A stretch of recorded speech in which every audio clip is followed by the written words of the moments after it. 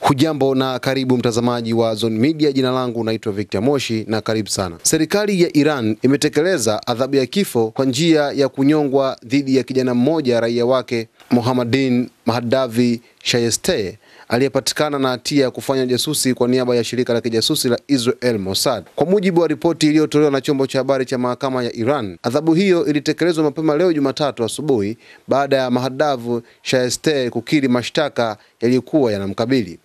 Kwa mujibu wa nyaraka za kesi, mtuhumiwa alikuwa kiongozi wa mtandao wa kijasusi unaoshirikiana na Mossad na alikuwa akijihusisha na ujasusi dhidi ya usalama wa taifa pamoja na kushirikiana na utawala wa Kizayuni, ilisomeka sehemu ya taarifa rasmi ya mahakama.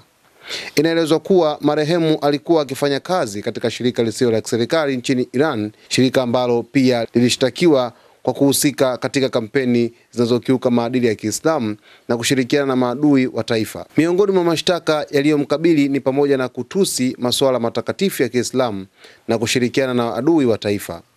Taarifa hiyo imeongeza kuwa hukumu ya kifo ilitolewa baada ya mtuhumiwa kukiri makosa yote aliyokuwa akishtakiwa nayo.